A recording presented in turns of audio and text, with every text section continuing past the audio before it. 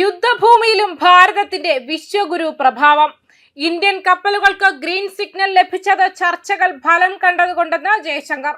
Hormuz കടലിടുക്കിലൂടെ 2 Indian പതാകയുള്ള കപ്പലുകൾക്ക് കടന്നുപോകാൻ അനുമതി ലഭിച്ചതിന് ദിവസങ്ങൾക്ക് ശേഷം വിദേശകാര്യമന്ത്രി എസ് ജയശങ്കർ ടെഹ്റാനുമായി നേരിട്ടുള്ള ചർച്ചകളെ പ്രശംസിക്കുകയും ഹോർമുസ് കടലിടുക്ക് വഴിയുള്ള കപ്പൽ ഗതാഗതം പുനരാരംഭിക്കുന്നതിനുള്ള ഏറ്റവും ഫലപ്രദമായ മാർഗമാണിതെന്ന് പറയുകയും ചെയ്തു.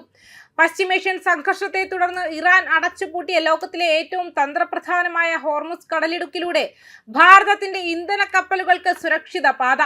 ആഗോള വിപണിയെയും വൻ ശക്തികളെയും മുൾമുനയിൽ നിർത്തി ഇറാൻ നിയന്ത്രണങ്ങൾ കടുപ്പിക്കുമ്പോഴും ഭാരതത്തോടുള്ള പ്രത്യേക പരിഗണനയും നയതന്ത്ര സൗഹൃദവും ഒരിക്കൽ കൂടി വെളിപ്പെട്ടിരിക്കുകയാണ്.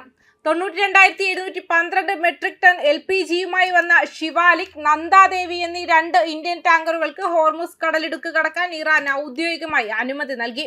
ഭാരതത്തിന്റെ നയതന്ത്ര ഇടപെടലുകൾ കൃത്യമായ ഫലം കണ്ടു എന്നായിരുന്നു വിദേശകാര്യമന്ത്രി എസ് ജയശങ്കറിന്റെ ഇതിനോടുള്ള പ്രതികരണം.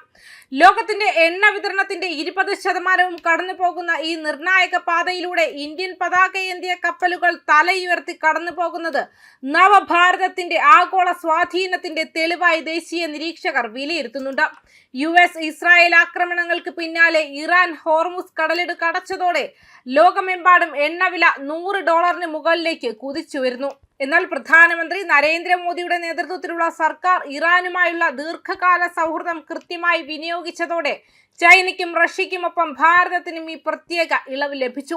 ഇതൊരു കൊടുക്കൽ വാങ്ങലല്ല, മറിച്ച് ഭാരതവും ഇറാനും തമ്മിലുള്ള ആഴത്തിലുള്ള ബന്ധമാണെന്ന് ഫിനാൻഷ്യൽ ടൈംസിന് നൽകിയ അഭിമുഖത്തിൽ ജയശങ്കർ വ്യക്തമാക്കിയിട്ടുണ്ട്. അമേരിക്കൻ പ്രസിഡന്റ് ഡൊണാൾഡ് ട്രംപ് മേഖലയിൽ സൈനിക വിന്യാസത്തിന് ഒരുങ്ങുമ്പോഴും ചർച്ചകളിലൂടെ പ്രശ്നപരിഹാരം കാണുന്ന ഭാരതത്തിന്റെ ശൈലിക്ക് ആഗോളതലത്തിൽ വലിയ അംഗീകാരമാണ് ലഭിക്കുന്നത്.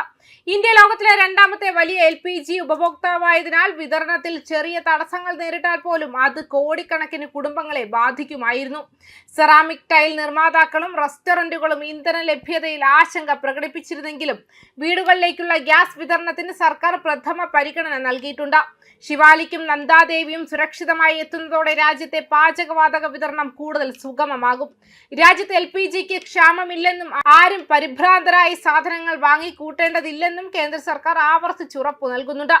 അതേസമയം ഹോർമുസ് കടലിടുക്കിൽ നിരവധി രാജ്യങ്ങളിൽ നിന്നുള്ള കപ്പലുകൾ കുടുങ്ങിക്കിടക്കുമ്പോഴും അമേരിക്കൻ, ഇസ്രായേലി വിമാനവാഹിനി കപ്പലുകൾ ഒഴികെ മറ്റെല്ലാവർക്കും ഈ പാത തുറന്നിട്ടുണ്ടെന്ന് ഇറാൻ ശനിയാഴ്ച വ്യക്തമാക്കി. വാസ്തവത്തിൽ ഈ ഹോർമുസ് കടലിടുക്ക് തുറന്നിരിക്കുന്നു. നമ്മുടെ ശത്രുക്കളുടെ ടാങ്കറുകൾക്കും കപ്പലുകൾക്കും നമ്മളെയും സഖ്യകക്ഷികളെയും ആക്രമിക്കുന്നവർക്കും മാത്രമേ ഇത് അടച്ചിട്ടുള്ളൂ. മറ്റുള്ളവർക്ക് കടന്നുപോകാൻ സ്വാതന്ത്ര്യമുണ്ട്. ഇറാൻ വിദേശകാര്യമന്ത്രി അബ്ബാസ് അരാക്ചി ശനിയാഴ്ച MS നൗവിന് നൽകിയ അഭിമുഖത്തിൽ പറഞ്ഞു. പേർഷ്യൻ ഗൾഫിനും ഒമാൻ ഉൾക്കടലിനുമിടയിലുള്ള എണ്ണ ഗതാഗത പാത പല രാജ്യങ്ങൾക്കും നിർണായകമാണ്. എന്നാൽ നിലവിലുള്ള US ഇറാൻ സംഘർഷം അതിന്റെ ഉപരോധത്തിലേക്ക് നയിച്ചു. ഇത് ക്രൂഡ് ഓയിൽ വില കുതിച്ചുയരാൻ കാരണമായി. കഴിഞ്ഞ മാസം ആരംഭിച്ച യുദ്ധം 3ാം ആഴ്ചയിലേക്ക് കടന്നതോടെ തിങ്കളാഴ്ച വരെ എണ്ണവില ബാരലിന് $100 എത്തിയതായി റിപ്പോർട്ടുണ്ട്. ന്യൂസ് ഡെസ്ക് കർമ്മ ന്യൂസ്.